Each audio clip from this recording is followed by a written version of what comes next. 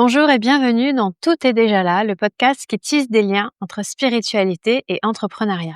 Donc cet été, je te propose une mini-série, la FAQ de l'été. Donc chaque semaine, je réponds à une question qu'on me pose souvent, soit sur les tapis, soit en dehors des tapis. Parfois même, c'est des questions que l'on m'a envoyées par Instagram ou par email. L'idée, c'est vraiment de pouvoir nourrir ta pratique et ton chemin intérieur, même au cœur de l'été. D'ailleurs, si tu ne veux manquer aucun épisode de ce podcast, je t'invite à t'abonner, mais aussi à faire suivre ce podcast aux personnes qui pourraient être intéressées. Donc, c'est un peu le nerf de la guerre. Comment être visible en tant que guide de yoga? Comment attirer les bonnes personnes dans tes sessions, celles qui vont vraiment aller à la rencontre de ton enseignement et celles que tu peux vraiment accompagner sur leur chemin?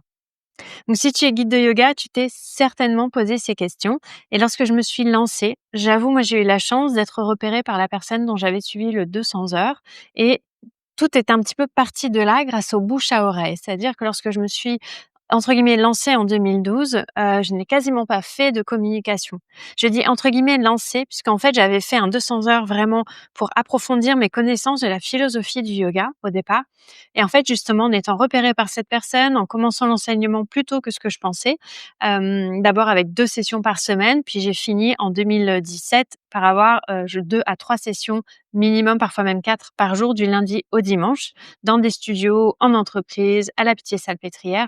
Et en fait, tout cela s'est fait par le bouche à oreille. C'est-à-dire que souvent, c'était des personnes qui venaient à mes sessions, qui en parlaient à leur CE, ou des profs que je croisais, qui aimaient mon enseignement, donc qui ont parlé de moi, à des personnes qu'elles ont croisées, qui cherchaient à monter des cours de yoga.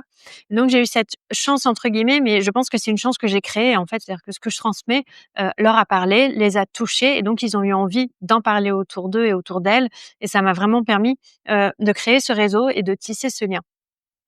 Il faut bien reconnaître qu'aujourd'hui, c'est souvent un petit peu plus compliqué quand même d'être visible, dans le milieu, le monde du yoga. J'aime pas trop l'appeler comme ça, mais c'est ainsi.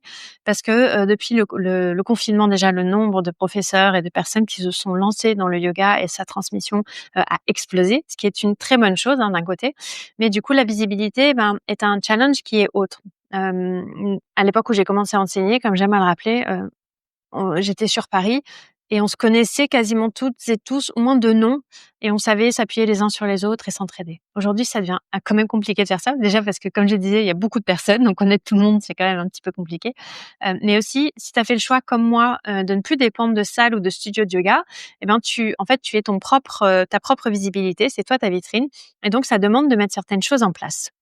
Donc, si tu veux en savoir plus au sujet de mon parcours, je t'invite vraiment à écouter le premier épisode de ce podcast dans lequel je te transmets les 5 étapes clés qui ont vraiment jalonné mon parcours à date. Donc, dans cet épisode, aujourd'hui, je vais partager avec toi comment être visible, mais surtout, je vais te partager la base à poser avant de communiquer. Comment structurer ta communication pour qu'elle te corresponde, aussi bien dans le temps que tu as de disponible, mais aussi pour qu'elle soit à ton image. Comment rester aligné tout en utilisant vraiment des outils concrets de marketing et quelle plateforme de communication tu dois choisir. Donc, si tu n'es pas en train de conduire ou de faire ton footing du matin, je t'invite vraiment à prendre de quoi noter. Et rappelle-toi, de toute façon, toutes les références seront dans la description de l'épisode. Donc, si jamais tu n'es pas en capacité de prendre des notes, lance l'épisode, écoute-le. Tu pourras toujours le réécouter et ou accéder à la description de l'épisode plus tard pour prendre des notes et passer à l'action. Donc déjà, le premier conseil que je vais te donner, c'est d'aller voir à la fois ton intention et ta cible. Donc, avant même de communiquer, il faut savoir ce que tu veux transmettre. Donc, les questions clés que tu vas pouvoir te poser, ça va être: pourquoi tu transmets le yoga? Donc, bien évidemment, normalement, si tu veux commencer une transmission, tu as déjà suivi une première formation, voire plusieurs, donc tu sais ce que tu transmets, parce que c'est du vinyasa, du hatha, du yin, donc tu peux le présenter et le définir. Mais par contre, ce qui va être là intéressant, c'est de te demander pourquoi tu veux transmettre et vraiment qu'est-ce que tu veux transmettre. C'est-à-dire, est-ce que ta transmission, elle est philosophie et posturale? Est-ce que ta transmission, elle est uniquement posturale? Est-ce qu'elle est, avec des pranayamas, sans pranayama? Donc déjà, commencer à définir ça et de te demander aussi déjà à qui. Ça, on va le voir juste après plus précisément. Mais on en parle beaucoup dans ma formation, c'est pourquoi tu veux transmettre le yoga? Pourquoi tu veux transmettre le yin yoga? Pourquoi? En te posant cette question et en t'arrêtant pas à la première réponse qui va se présenter en pourquoi, tu vas vraiment trouver ce qui va te différencier des autres parce qu'en fait, ça va être la raison personnelle qui t'a amené à vouloir transmettre le yoga, enfin, dans un premier temps, à vouloir le pratiquer, puis à vouloir te former, puis à vouloir le transmettre. Donc ce fil rouge, en fait, c'est ça qu'il est important de poser dès maintenant. Ça va être vraiment la base et c'est ton intention, c'est ton origine, c'est ton pourquoi. Il va peut-être évoluer avec le temps en rencontrant d'autres formations, d'autres personnes, mais à date, ton pourquoi, qu'est-ce que c'est? Et de le poser vraiment. Ensuite, tu vas pouvoir te demander quelles sont tes valeurs. Et ces valeurs, en fait, elles vont délimiter à la fois avec qui tu vas collaborer, que ce soit, si tu vas intervenir dans des studios, dans des salles, si tu vas co-créer des ateliers, des formations, et elles vont aussi définir les personnes avec qui tu vas travailler, au niveau de ces valeurs-là, mais aussi du coup tes limites. Donc tes valeurs et tes limites, elles vont aller un peu l'une avec l'autre. Et c'est tes valeurs, bien sûr, elles sont au regard de l'autre, mais aussi au regard de toi-même. Est-ce que tu as une valeur forte? Par exemple, moi, une de mes valeurs qui est forte, c'est la spiritualité et l'autre, c'est la créativité. Sur les 3 grosses valeurs, ce sont vraiment les 2 qui sont souvent, qui sont tout le temps présentes, en fait. À chaque fois que je me repose sur les valeurs, ces 5 dernières années, il y a toujours spiritualité et créativité et ensuite la troisième tend un peu à évoluer en fonction de mes besoins. On dit souvent que dans les valeurs, il y en a une qui parle de ce que tu as vécu, de ce que tu es aujourd'hui, de ce à quoi tu veux te former plus tard. Donc c'est ça qui est intéressant aussi de voir. Et dans tes limites, ça va être qu'est-ce que tu acceptes ou pas en termes de nombre de personnes dans tes cours, de durée de cours, de, d'enseignement, de comportement, que ce soit de toi-même ou des autres. Voilà, tout ça, en fait, tes valeurs et tes limites, elles vont te permettre aussi d'aller nourrir ton intention de base et de commencer à dessiner un cadre autour de ton intention. C'est-à-dire qu'il y a cet élan qui est là, mais cet élan, comment tu vas le traduire? Donc par exemple, si tu enseignes, aujourd'hui aussi à côté d'un métier ou que tu es maman, tu vas pas avoir envie de consacrer peut-être 5 heures de ta semaine à Instagram. C'est peu probable que déjà que tu aies ce temps-là et tu vas pas forcément avoir l'envie et c'est totalement OK, en fait. Ce qu'il faut, c'est que tu puisses bâtir une communication qui soit simple, douce et qui soit surtout régulière. Donc c'est, ces limites, ces valeurs, mais aussi le rythme qui est juste pour toi aujourd'hui, c'est ce qui va définir aussi ton plan de communication. Donc le rythme qui est juste pour toi aujourd'hui, c'est à la fois, en fait, je t'amènerai d'abord à te demander le rythme qui est juste d'enseignement. Est-ce que c'est 1 ou 2 cours par semaine, puis ou plus? Ce qui est bien, c'est de commencer en fait par 1 ou 2 cours par semaine et au fil du temps, d'ajouter des sessions jusqu'au moment où tu vas sentir peut-être que tu as atteint ou dépassé une limite pour pouvoir revenir un peu en arrière et arriver à une notion d'équilibre et encore une fois, rien n'est figé, donc cet équilibre, il va peut-être être aujourd'hui à 4 cours par semaine et dans 6 mois à 8. Voilà. Comme je te le disais, moi, je suis arrivée à enseigner un grand nombre de cours par semaine. À un moment de ma vie, ça me convenait parfaitement. Mais en fait, au bout d'un moment, mon corps physique et ma sphère émotionnelle et spirituelle m'a fait dire qu'il fallait que ça s'arrête, en fait, et que je ralentisse. J'en ai eu vraiment besoin. Mais pendant tout un temps, c'était totalement OK. Donc à toi de voir aussi ce qui est harmonieux pour toi et de trouver ce rythme qui est juste dans les cours et ensuite ton rythme pour faire vivre ces cours. C'est-à-dire que quand tu es guide de yoga, tu vas avoir cet espace tourné vers l'autre. Tu vas avoir 3 sphères. L'espace qui va être tourné vers les pratiquants et les pratiquantes que tu vas recevoir. Tu vas avoir la sphère de l'entrepreneuriat. Tu ne peux pas y couper. Je veux dire, mais on peut se dire parfois: «Je suis guide de yoga, je veux pas». Tu as pas le choix, en fait, parce qu'aujourd'hui, tu dépends de cette activité-là ou en tout cas si c'est ton activité principale. Si c'est pas le cas, c'est chouette parce que tu vas pas avoir une pression financière forte comme moi, par exemple, qui en dépend à 100 et souvent le fait de ne pas être à temps plein guide de yoga, ça donne une certaine liberté et cette liberté nourrit une forme de créativité et d'adaptabilité, donc c'est super. Mais pour ceux et celles d'entre nous qui sont à temps plein, en fait, il faut pouvoir à un moment nourrir cette sphère d'entrepreneuriat parce que tu fais ta compta, ta com, même si tu es d'ailleurs pas à temps plein, tu es obligé légalement de faire ta compta quel que soit ton statut, mais bon, ta compta, ta com, ta structure de cours, ton animation de cours, tes déplacements, acheter le matériel, te former et tu as une troisième sphère qui est donc ta sphère personnelle dans cette activité et dans cette sphère personnelle, il y a ta pratique personnelle, tes formations, ta vie privée. Donc ta vie privée en plus qui peut être très riche, si tu as des enfants, si tu as beaucoup d'amis, si tu as une vie sociale que tu aimes beaucoup nourrir, et ben cette sphère personnelle, il faut pas l'oublier. Et souvent ces 3 sphères, elles vont pas, être en harmonie. C'est-à-dire qu'il y en a une qui va prendre le pas sur les autres et cetera. Donc là aussi, te poser ces questions-là de base. Quelles sont tes valeurs? Quelles sont tes limites? Quel est le rythme qui te convient et surtout pourquoi tu transmets le yoga, ton pourquoi? C'est vraiment ce qui va te permettre de définir, ben, ton activité. pourquoi tu le fais, en fait, ça va découler de tout le reste et te dire la part que tu vas donner à ta sphère personnelle. Par exemple, si tu veux transmettre la part spirituelle, il va falloir sûrement que te questionnes comme moi, en fait, tu vas avoir une pratique personnelle qui va être assez importante. Donc tu vas pas forcément pouvoir donner beaucoup de cours par semaine. Donc du coup, les cours que tu vas donner vont être plus riches spirituellement, vont être plus riches en contenu que les cours posturaux qui vont être par contre plus riches, peut-être en alignement, en ajustement. Et donc, ça va demander une étude personnelle, Svadhyaya, qui va être poussée et donc moins de temps peut-être pour communiquer, moins de temps pour faire certains cours. Donc, c'est vraiment à toi là de définir ce qui est important pour toi, ce qui va être riche dans ta transmission et qui ne va pas t'épuiser. Et ça va te demander, quelles que soient les décisions et par rapport à ces 3 sphères, ça va te demander d'être à l'écoute, de ce qui est en harmonie. Ne cherche pas un équilibre, c'est pas, 33, 33, 33, c'est vraiment pourcent, c'est vraiment, en fait, là, à ce moment de ma vie, qu'est-ce qui est important pour moi? Dans quoi je mets mon énergie? Et en fait, ça va bouger, comme le yin et le yang, c'est pas figé, d'accord? Mais en tout cas, l'idée, c'est de pouvoir voir tout ça. Et ensuite, tu vas te demander dans ce socle aussi, dans cette base, qui est ta cible? En fait, quelles sont les personnes que tu veux accompagner? Est-ce que c'est des femmes en postpartum? Est-ce que c'est des enfants en école ou des enfants dans des studios? Est-ce que c'est des personnes âgées? Cette cible, en fait, elle est importante parce que elle va répondre à ton pourquoi, mais c'est aussi la cible qui va nourrir pour ton pourquoi. C'est-à-dire que ce que tu aimes faire avec les personnes que tu aimes le faire va nourrir cette intention et la faire grandir vers d'autres potentialités, mais cette intention va attirer aussi ces personnes-là. Donc c'est pour ça que c'est important que ton intention soit claire, parce que si elle est claire dès le début, tu vas vraiment pouvoir, attirer ces personnes-là.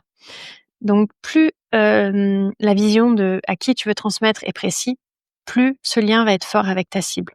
Donc ce que tu peux faire, c'est que si tu transmets déjà, tu peux observer les personnes avec lesquelles c'est fluide.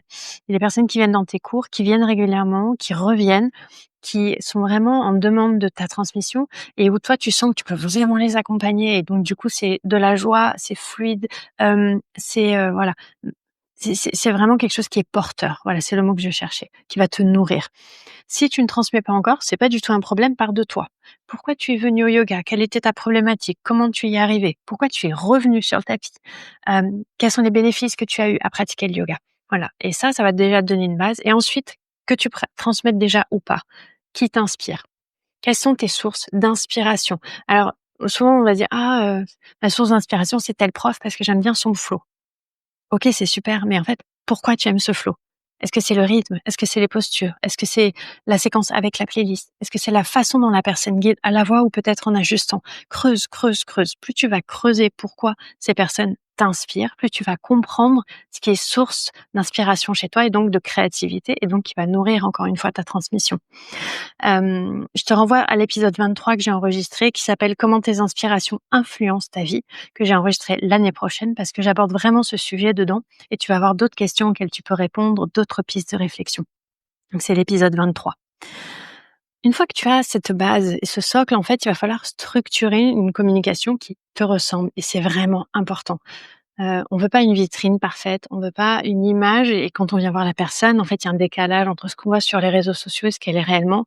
On m'en parlait encore une fois il y a pas longtemps, la semaine dernière, j'ai fait un appel de préinscription pour une formation et la personne me disait: «J'ai pas compris sur les réseaux sociaux, la personne véhiculait vraiment, une vision de spiritualité, de créativité, de connexion à une svadhyaya et cetera». Donc j'y suis allée en me disant que ça allait être spirituel et que j'allais avoir des insights là-dessus, des questions d'introspection, et en fait, quand je suis arrivée, la personne était uniquement dans le paraître, dans le postural et j'ai pas du tout été nourrie. Et donc du coup, la personne, elle a été non seulement elle est venue, elle a fait l'effort de venir, de dégager du temps, de dépenser de l'argent, mais en plus, elle regrette de l'avoir fait. Ça, c'est vraiment dommage. Et si tu es clair, en fait, et puis du coup, après moi, elle m'en parle. Donc tu vois, quand tu as une personne qui est pas satisfaite aussi, ça va créer des choses derrière. On peut pas l'éviter, hein, c'est pas ce que je suis en train de dire.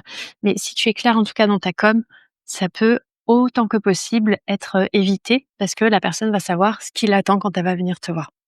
Et même si tu es thérapeute, même si tu fais des soins énergétiques, tu es sophrologue, c'est la même question en fait. Si tu dis que tu fais un soin et que tu le fais d'une certaine manière, mais que la personne vient, la pièce ressemble pas du tout à ce qu'elle a vu sur les vidéos, ou le soin donné à la personne n'est pas du tout ce que tu dis faire, va y avoir une déception et donc va s'en suivre quelque chose qui peut être vraiment de l'ordre déceptif. Donc structurer une communication qui te ressemble, en fait, c'est, que tu sois en train de te lancer ou que tu sois déjà en place, il faut que tu aies un socle qui soit à la fois léger mais solide, c'est-à-dire stable. Donc ton positionnement clair avec un message clair et des piliers de contenu, plus une régularité au niveau des plateformes de communication, qui va permettre de faire des rendez-vous. Par exemple, moi, mon positionnement, c'est vraiment d'accompagner les guides de yoga et les personnes qui veulent déployer leur spiritualité, notamment par le yoga. Et ce que je traduis, par exemple, en une phrase, ça va être: «Je vous guide avec passion et sagesse vers le déploiement de votre pouvoir personnel par le yoga, l'intuition et la spiritualité».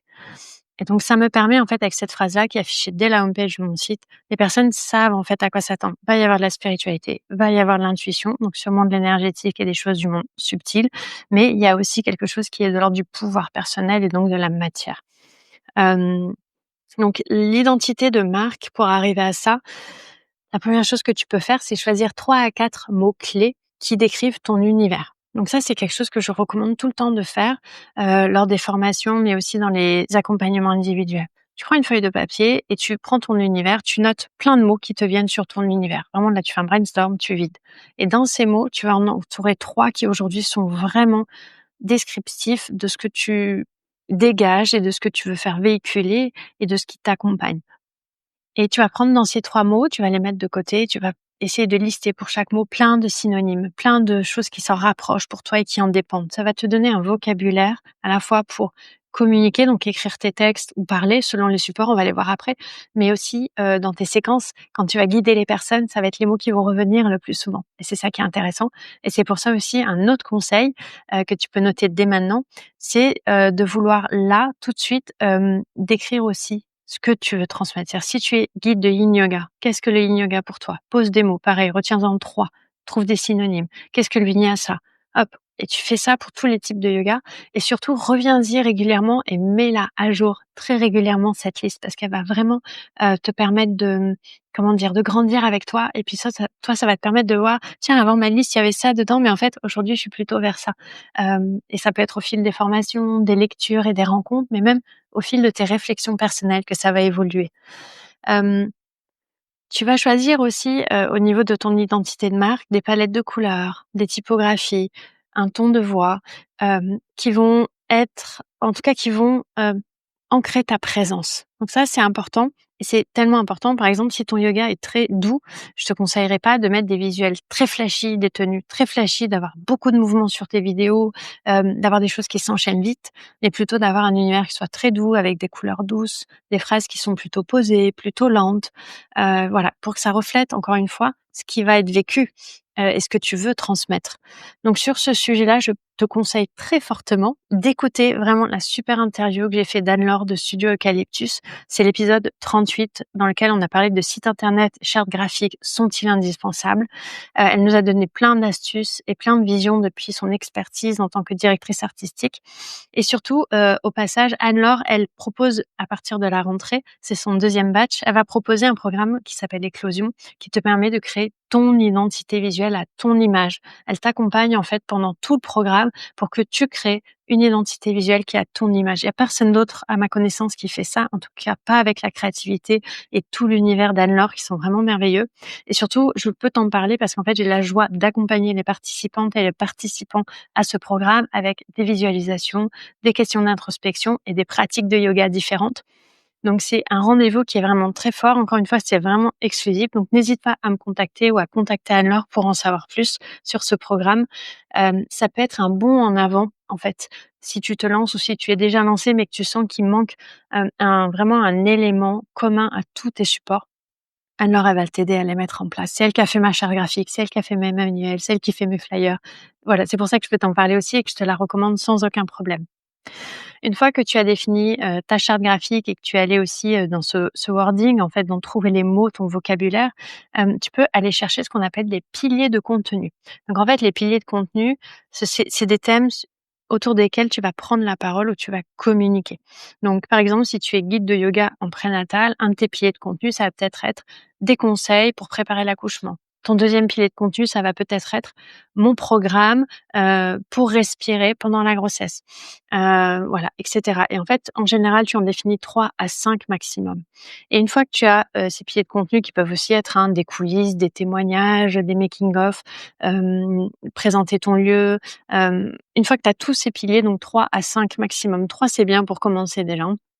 Ce que tu vas faire, c'est que tu vas créer un contenu, cyclique. C'est-à-dire que tu vas moi j'aime bien la forme, par exemple, de calendrier éditorial. Donc je prends mon calendrier, en fait, je regarde mes actualités et si tu lances, par exemple, un programme à la rentrée ou si tu lances un soin, qui est un tarif super préférentiel à la rentrée pour faire connaître un peu ce que tu fais, c'est de te dire: «Voilà, à partir du, je sais pas, 10 septembre, je propose ce soin à tarif exclusif jusqu'au 30 septembre».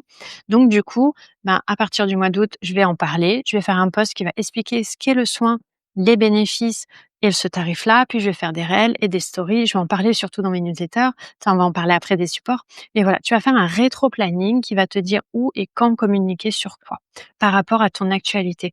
Et c'est pour ça que ça va être aussi très intéressant de remettre à plat toutes tes offres. Donc ça, on va le voir dans l'épisode suivant. Mais en tout cas, ça va être très intéressant de revoir tes offres et de les mettre à plat pour avoir ce calendrier éditorial. Et donc, tu vas créer quelque chose qui va être cyclique et tu vas anticiper. Il faut savoir qu'aujourd'hui, poster au feeling, comme on faisait avant sur les réseaux sociaux, ça ne marche plus vraiment avec l'algorithme et pas uniquement. C'est-à-dire que souvent, il faut quand même qu'il y ait des choses réfléchies et anticipées en amont parce que voilà, il faut des contenus riches. Ça, je t'en parlerai plus dans l'épisode suivant. Sinon, cet épisode va être un petit peu trop long. Euh, donc, tu vas planifier ces contenus. Donc, une fois que tu as ton socle avec tes questionnements et la base de ta communication qui est vraiment stable mais légère, que tu as trouvé tes piliers de contenu, tu vas choisir en fait les plateformes, mais tu vas le faire avec intention. Tu as pas besoin d'être sur toutes les plateformes. Là, aujourd'hui, on le sait en général, mais tu as pas besoin d'être sur TikTok, sur Instagram, sur LinkedIn, sur YouTube, dans une newsletter, sur un site internet, sur un blog, avoir un podcast. T'as pas besoin d'avoir tout ça, ça va te demander beaucoup trop de temps. Il vaut mieux avoir 2 plateformes où tu es vraiment présente et présent avec un message clair, une cible claire et que tu dédies vraiment toute ton attention à ces supports et avec le temps peut-être t'en rajoutes un, que d'en avoir 10 où tu vas être très, très peu présente ou alors ça va être trop, copier-coller et donc l'algorithme le voit direct et ça va aussi avoir un impact sur ta présence. Donc là, ce que je vais faire, c'est que je vais te parler des plateformes, qui sont souvent les plus utilisées et des avantages et des inconvénients. On va les voir assez vite, hein. Je veux pas que cet épisode dure, on est déjà à 20 minutes, mais j'ai pas envie qu'il dure plus longtemps, trop longtemps. Donc on va aller voir ces plateformes-là, puis si tu as des questions, tu pas à me les poser, il y a pas de souci. Donc la première plateforme, par laquelle je vais commencer, donc c'est je vais aller, vers ce qui est pour moi le plus important. La première, c'est Instagram. Instagram, c'est une plateforme qui est très visuelle. C'est son avantage. On peut mettre des vidéos, on peut faire des réels, on peut mettre des photos, les formats sont très beaux. C'est utile aussi pour créer de l'inspiration. C'est-à-dire des personnes, souvent ce qu'elles veulent là-dessus, c'est des expériences et du contenu inspirationnel, ce qu'on appelle. C'est-à-dire quelque chose qui leur fait dire: «Ah ça me fait envie, j'ai envie d'aller plus loin, j'ai envie de savoir ce que cette personne propose d'autre». Donc c'est une plateforme où tu vas communiquer sur ton univers, sur ta personne. C'est une plateforme qui peut aussi aider à vendre si on l'utilise d'une certaine manière, mais alors là, ça devient assez chronophage. C'est-à-dire que ça devient ta plateforme principale. Il faut mettre en place tout un écosystème autour pour que vraiment elle soit dans le but de vendre. Moi, Instagram, personnellement, j'utilise comme vitrine. C'est-à-dire que d'Instagram, j'amène vers mes plateformes clés dont je vais te parler après. Facebook. Alors Facebook, souvent, c'est le dinosaure, des plateformes. Ça a été un des premiers. Ça fait des années qu'on nous dit qu'il va mourir, il est toujours là. Il faut pas le sous-estimer, surtout si tu as des cours en présentiel et que tu es en dehors des grandes villes. J'habite en Côte d'Armor. Facebook est le premier réseau utilisé par les personnes de ma cible. Donc chez les jeunes, forcément Instagram et TikTok, mais ma cible n'est pas dans les jeunes, c'est plutôt les personnes de 30 ans et plus et elles recherchent leur restaurant, leurs activités du week-end sur Facebook.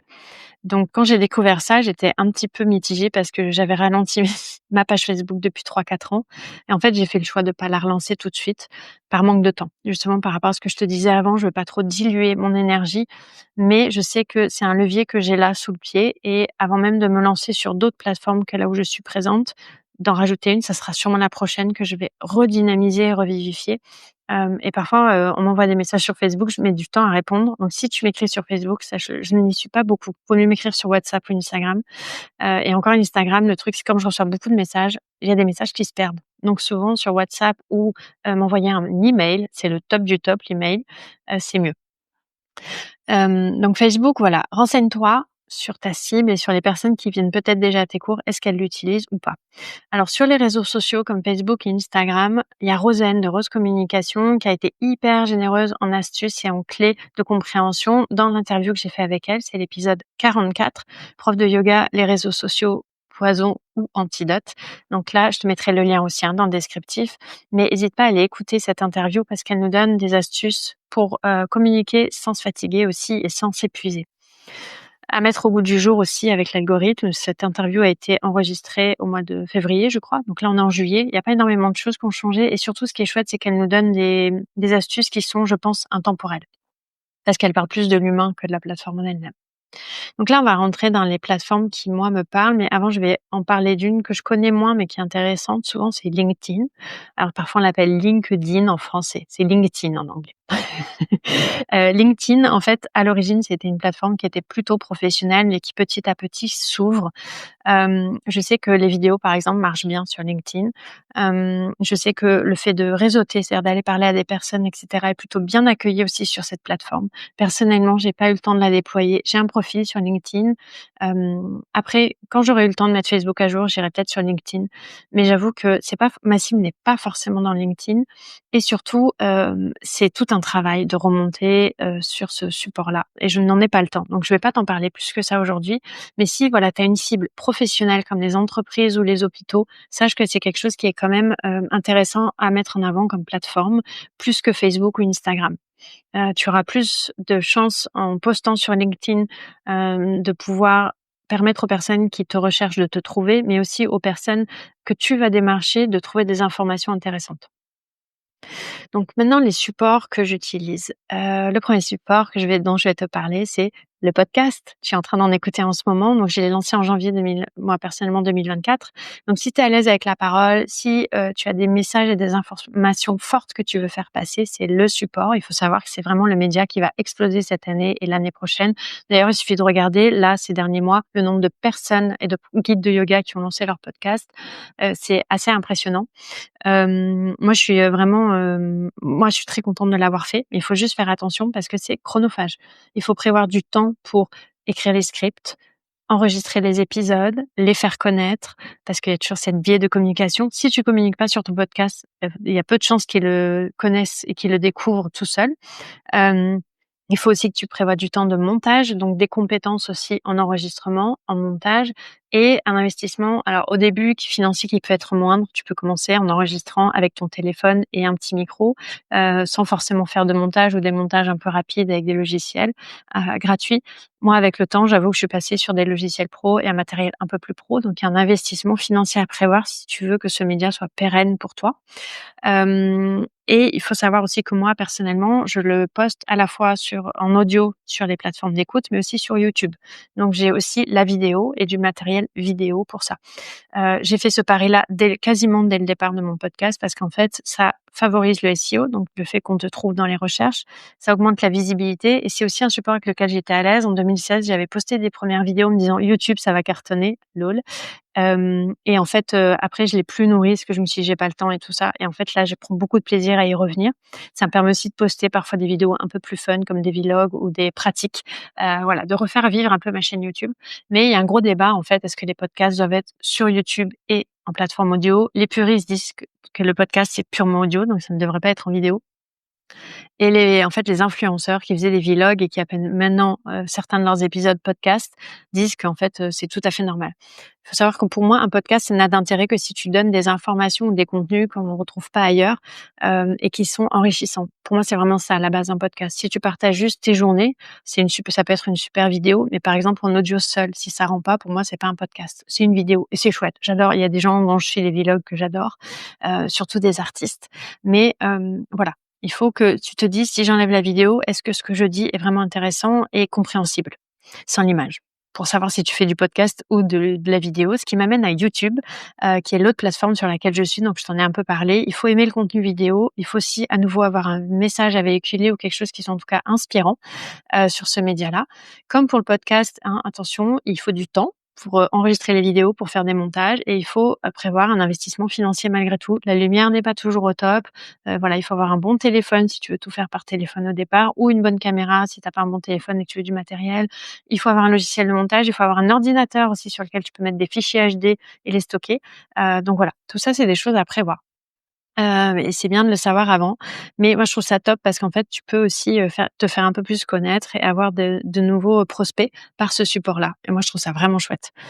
Un autre support qui est très intéressant à avoir quand tu veux communiquer, en fait, c'est la newsletter. C'est vraiment précieux parce que ça crée un lien intime avec ton audience. Il faut que tu aies à mon sens, c'est vraiment le média à soigner et à privilégier aujourd'hui, surtout pour se détacher des réseaux sociaux. Si tu es pas influenceur, influenceuse, si tu es thérapeute, guide de yoga, de sophrologie, voilà, si tu es coach, en fait, la newsletter, c'est vraiment ta vitrine, c'est ton lien direct. C'est-à-dire que les gens qui sont inscrits à ta newsletter, ils ont envie d'en savoir plus sur toi et les gens qui sont plus intéressés, ils se désinscrivent. Donc dans tous les cas, dans ta base de données, tu n'as que des gens potentiellement intéressés par ce que tu as à dire et à partager.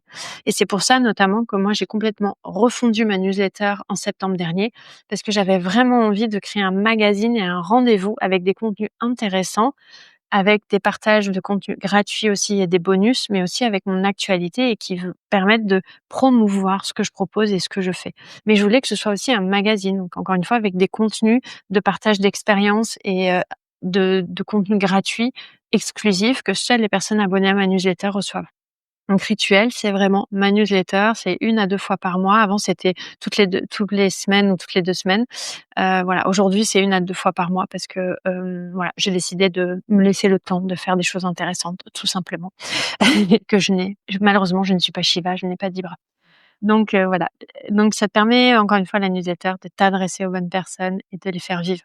C'est aussi un outil qui est hyper magique parce qu'aujourd'hui, par exemple, tu peux créer dans ta base de données, de newsletter par rapport à l'outil que tu vas choisir, des groupes dans lesquels tu vas pouvoir retrouver que les personnes qui font, par exemple, telle ou telle formation ou qui suivent telle ou telle offre. Donc moi, dans ma base de données, par exemple, j'ai des personnes qui sont inscrites pour recevoir des nouvelles sur mon module 2 de Yin Yoga qui sort fin octobre, Plongée en soi et donc maintenant qu'il va être en ligne, je vais envoyer un mail à ces personnes qui sont inscrites pour leur dire: «Et ça y est, la page de vente est en ligne, tu peux découvrir toutes les infos sur le contenu de ce module que je lance, qui est un approfondissement d'expertise du Yin Yoga, avec du Yoga Nidra, avec des nouvelles postures, avec des supports». Et en fait, je vais pouvoir parler vraiment directement à ces personnes qui sont sur les attentes, aux personnes qui ont suivi le module 1 avec moi parce que, voilà, j'ai segmenté ma base de données dans ce sens-là. Donc c'est vraiment génial. Et le dernier support qu'il ne faut surtout pas que tu oublies, c'est ton site internet. Ton site internet, c'est ta vitrine encore aujourd'hui. Moi, j'ai du mal avec les personnes qui disent: «Tu pas besoin de site internet pour te lancer». Quand je vois des personnes qui n'ont qu'une page de lien, par exemple dans Instagram, ou qui ont juste une page hébergée sur Kit, hem, moi ça me perturbe beaucoup parce que souvent il y a pas de lien vers la bio, il y a pas moyen de voir les autres offres, il y a pas moyen de s'inscrire à une newsletter et donc il y a pas d'univers autour de la personne. Ça me donne pas envie d'aller plus loin.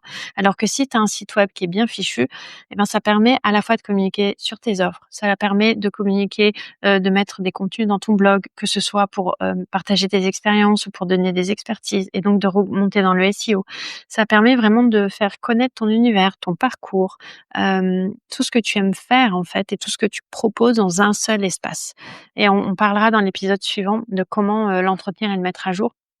Mais c'est vraiment quelque chose qui est important, moi et surtout si tu un public, j'ai envie de dire semi-professionnel et professionnel, mais même le grand public, moi aujourd'hui encore, il y a plein de personnes, hier encore, il y a une personne qui m'a dit spontanément: «Ton site, il est vraiment beau, il est super bien fait. J'ai pris plaisir à découvrir ce que tu proposes» et c'était quelqu'un qui suit des cours avec moi, en fait, qui va s'inscrire là.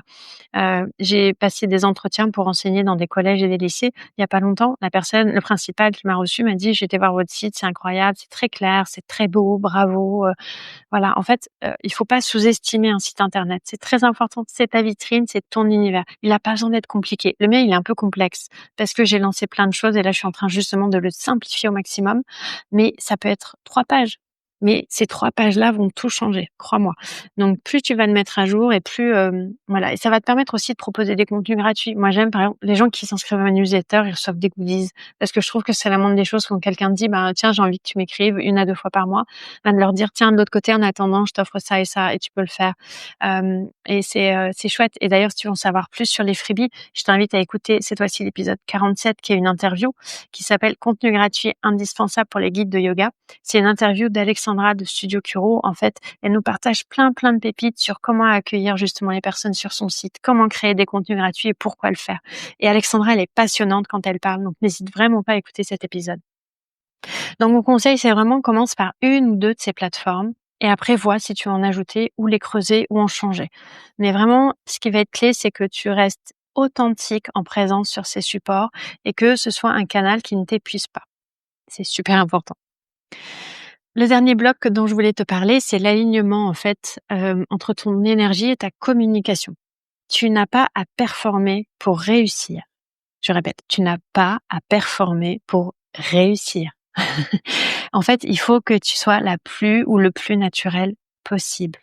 Donc, encore, ça rejoint ce que je te disais tout à l'heure. Sois toi-même. Du coup, les personnes qui vont venir vont vraiment venir pour te rencontrer, pour avoir ton expertise et ta transmission. Et ça va être une superbe rencontre. Et surtout, si tu es fatigué des fois, n'hésite pas à le dire. Si tu as un coup de gueule à donner, donne-le. Si tu as de la joie à partager, partage la joie. Si t'as pas envie, le fais pas. Voilà. Il faut que tu sois la plus naturelle et le plus naturel possible sur ces supports. Tu peux pas être une marque impersonnelle et froide. Tu es dans de l'humain, que tu sois, coach, thérapeute, en soins énergétiques ou en massage ou que tu sois guide de yoga ou, prof de pilates. En fait, tu es un être humain, tu as une personnalité, donc tu es sensible, vivante et tu as un rythme, en fait, qui est personnel et c'est ça que les personnes veulent rencontrer. Elles veulent rencontrer quand elles s'inscrivent à la newsletter d'Anne-Gaëlle ou quand elles suivent ma page Instagram, ce qu'elles veulent voir, c'est Anne-Gaëlle. C'est pas, un espèce de jeu d'action autour de moi. Donc c'est important et de toute façon les personnes le sentent assez vite, hein, si tu es pas authentique. C'est un mot qui énerve parfois les personnes, hein, authenticité en ce moment, je ne sais pas pourquoi.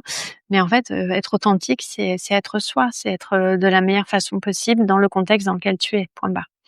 Donc mon invitation, c'est observe ton énergie au fil des saisons, au fil de la journée, tes ta stabilité émotionnelle, tes hobbies, partage tout ça en fait, les hobbies du moment. Enfin partage tout ça si c'est OK pour toi, mais je veux dire, sois honnête en fait. Moi, il y a un moment, j'ai moins pratiqué, j'en ai parlé aussi sur Instagram, là, je reprends la peinture, j'en ai parlé dans ma newsletter. Voilà, c'est des choses en fait qui permettent de créer du lien sans avoir à divulguer. En fait, c'est toi qui décides jusqu'où tu vas dans tes partages, par rapport à justement ta sphère privée. Tu peux parler au nom de ta pratique personnelle, tu peux parler au nom de ton quotidien d'entrepreneur. Ça serait bien de le faire parce qu'aujourd'hui, c'est assez tabou quand on est, dans le soin à la personne ou quand on est dans ces pratiques, qu'on veut spirituelles, en fait, de se dire, «Bah, l'entrepreneuriat, c'est tabou, c'est sale». Non, on a besoin d'entrepreneuriat parce qu'en fait, l'entrepreneuriat, c'est quoi? C'est structurer ton activité, c'est tout. C'est pas mauvais, c'est comme l'argent, c'est pas mauvais, en fait. C'est ce que tu en fais et l'énergie que tu mets dedans qui rend les choses mauvaises. Donc n'hésite vraiment pas. Prends des pauses aussi digitales. Si tu sens que, il y a des moments où tu en peux plus et tu satures, fais une pause. Ça va clarifier l'usage que tu as de ces plateformes aussi, ça va te montrer ce qui est vraiment important pour toi et l'important, c'est de ce que tu décides d'en faire. Donc répète ton message. Rappelle-toi qu'il faut 7 à 10 répétitions pour qu'une personne mémorise et entende ton message. Donc là-dessus, je te renvoie sur un autre épisode. Comme quoi mon podcast, c'est vraiment une mine d'or, à l'épisode 36. Pourquoi répéter? C'est une bonne idée. Je t'explique tout sur ce sujet, mais n'hésite pas à répéter, tu ne vas lasser personne, je te jure. J'en parlais il y a 2-3 mois avec Anne-Laure justement. Elle me disait, en fait, je me rends compte que parfois j'ai l'impression de saouler les personnes en disant 2-3 fois la même chose, mais en fait, les personnes ne voient pas tout de suite mon message. Elles le voient qu'au bout d'un certain nombre de fois, surtout avec les algorithmes sur Instagram. Et moi, c'est pareil, du coup, le fait qu'elle me dise ça, ça m'a fait réaliser.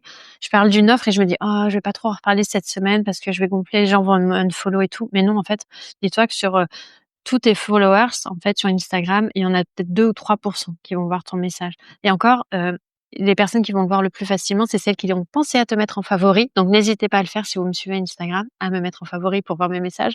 Mais, voilà, répète, répète, tu vas saouler personne et encore une fois, si jamais la personne, elle, veut plus voir tes messages, elle va juste se désabonner et c'est très bien.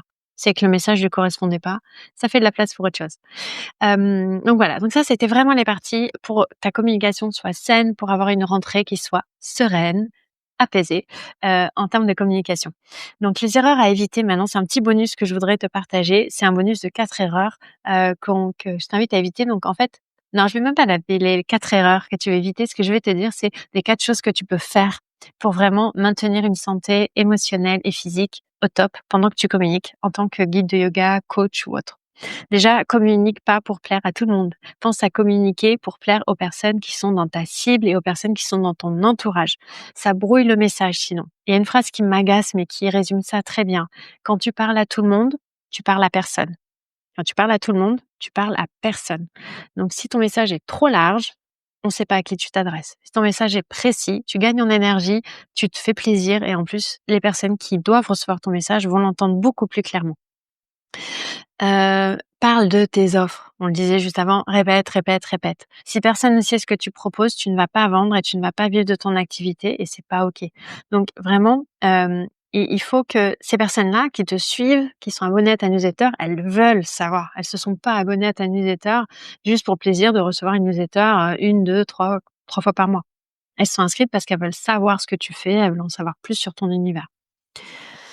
Prends soin de ta liste email. Tag les personnes. Pense à mettre vraiment des tags et des segments. Si tu sais pas comment faire, Alexandra, elle est pro là-dedans aussi. Cette newsletter, cette base de données, ça va te permettre de te détacher des réseaux sociaux comme YouTube, Instagram, LinkedIn, Facebook. En fait, eux, ils ont des algorithmes qui sont très variables. Donc, c'est l'avantage si tu les prends comme vitrine, comme moi, et pour communiquer ton univers et faire passer un message.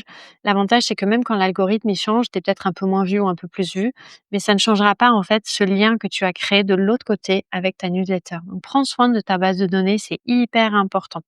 Ils vont la lire. Moi, personnellement, la newsletter est assez longue. J'ai pris le parti, comme je te disais, d'avoir un magazine. Et ce qui est chouette, c'est que j'ai plein de retours par écrit de personnes qui me disent: «Je viens de finir de lire de ta newsletter» et en fait, ce que je découvre, c'est que les personnes la lisent sur plusieurs jours. Elles vont lire un paragraphe le jour où elles l'ont reçu ou l'intro et puis dans la semaine, elles vont lire l'agenda et puis après, elles vont lire un autre truc et en fait, elles prennent plusieurs jours parfois pour lire la newsletter et moi, ça me ravit. On prend le temps qui est juste pour soi. Il y en a qui la dévorent direct, hein, qui m'ont dit, «J'attends que ça, quand je reçois ta newsletter, je la lis intégralement». Il y en a d'autres qui me disent: «C'est un vrai plaisir le dimanche, j'en lis une partie et le lundi matin, en allant au travail, dans les transports, j'en lis une autre partie» et c'est vraiment super chouette. Moi, je suis vraiment heureuse que ce soit comme ça. Chacun et chacune à son rythme, c'est génial. Mais pour ça, il faut que tu prennes soin de ta base de données. Donc récupère des emails, c'est ça aussi que ça veut dire et aie confiance dans ton unicité, dans ta voix. La comparaison peut venir très vite sur les supports. Donc prends soin de ta voix, prends soin de qui tu es et mets-le en avant. On s'en fiche de ce que je fais et de ce que les autres font. Ce qui est inspirant, c'est ce que toi tu veux faire. Et c'est pour ça que je fais ce podcast. En fait, c'est pour te donner des billes à toi de devenir toi-même et de grandir et que tu nous montres un peu ce que tu as là dans le cœur. C'est pas pour que voilà, tu te compares et que tu dises, ah, lui, elle a fait un podcast, hein, elle a parlé de ça, ah, j'ai pas pensé à parler de ça, je suis trop nulle. Non, tu auras d'autres idées, c'est génial. On est tous et toutes uniques et j'ai hâte de lire ce que tu as à dire. Donc en conclusion, tu l'auras compris, bien communiquer, c'est pas suivre une recette miracle. Les recettes, en fait, toutes faites, au mieux, elles vont te donner un cadre, c'est super, mais après, dedans, il faut vraiment que tu personnalises avec tout ce qu'on s'est dit là, tes valeurs, ton pourquoi, ton rythme, ce que tu as envie de dire, les plateformes qui te parlent vraiment à toi. Il y a aucune recette que tu vas pouvoir appliquer pour que ta communication cartonne d'un coup. Les bonnes formations sur la communication, c'est celles qui te donnent plein d'outils avec comment utiliser ces outils et comment être toi-même. C'est pas les trucs qui te disent si tu suis ces 5 astuces, tu vas avoir plus de 100 followers. On s'en fout parce que si tu as plus de 100 followers ou 100 000 followers, on s'en fiche. S'il y en a que 3 qui interagissent avec tes contenus, ça sert à rien. Donc prends vraiment le temps, voilà, de questionner tout ça. Donc bien communiquer, c'est avant tout clarifier ton intention, poser des fondations simples, légères, qui te font du bien, oser parler avec ta voix et à ton rythme, prendre la parole au moment où ça te convient et surtout construire une relation de confiance avec celles et ceux qui te suivent. C'est important parce que plus ils ont confiance en toi, plus ils voient que ce que tu proposes leur convient, plus ils vont aller vers toi. Et c'est ça qui est chouette. C'est là où l'authenticité est vraiment clé pour moi. Voilà. L'épisode se termine. Merci beaucoup d'avoir pris le temps de l'écouter. Tu as à présent tout ce qu'il faut pour pousser tes réflexions et passer à l'action sur une communication qui te ressemble et qui a ton image. J'attends de voir ça, j'en ai hâte. N'hésite pas à me dire en commentaire sur Instagram ou à m'envoyer des messages pour me dire un petit peu comment cet épisode a résonné pour toi. Vraiment, je suis toujours très heureuse de lire les messages et je réponds dès que possible parce que c'est chouette aussi d'avoir des discussions en off et en parallèle. Également, s'il y a des messages ou des thèmes que tu veux que j'aborde, n'hésite vraiment pas à m'en parler, à m'envoyer un message en me disant: «Angel, j'aimerais bien que tu nous parles de ça». Ça m'inspire pour créer justement le calendrier de la rentrée. Maintenant, c'est à toi de jouer. Donc, si tu veux approfondir tous ces sujets et poser les bases de ta communication, je te propose l'accompagnement Expansion sur 6 semaines qui permet d'accompagner les guides de yoga, les entrepreneuses et les créateurs et les créatrices. Donc, tu peux me contacter pour être parmi les premières personnes qui vont être dans la réouverture de cet accompagnement à partir du mois de septembre. Je ne prends que 2 personnes par session en même temps pour être vraiment présente et être dédiée. Donc, n'hésite pas à me contacter pour en savoir plus. Les infos seront bientôt en ligne et accessibles à tout le monde, mais tu peux me contacter directement pour que je t'en parle davantage. Si jamais tu souhaites te former, j'ai une très bonne nouvelle pour toi. Le module de formation 60 heures en yin yoga, c'est le module 2, plongée en soi, débute le 27 octobre prochain, avec une arrivée le 26 octobre sur place, puisqu'il se déroule dans ce lieu merveilleux que j'ai ouvert, qui est le Shala, Evolve Yoga Shala. Donc, tu vas être logé, nourri et nourri aussi spirituellement et dans ta pratique. Donc, n'hésite pas aussi à me contacter pour approfondir ta transmission, ton expertise, mais aussi prendre soin de toi pendant cette semaine-là. Tu retrouveras toutes les informations, bien évidemment, dans la description de cet épisode. N'hésite pas à partager cet épisode à une amie, à un collègue qui en aurait besoin et à t'abonner pour recevoir les prochains épisodes de la FAQ de l'été. On se retrouve la semaine prochaine pour le 8e épisode de cette FAQ de l'été. D'ici là, prends soin de toi et surtout, souviens-toi, tout est déjà là.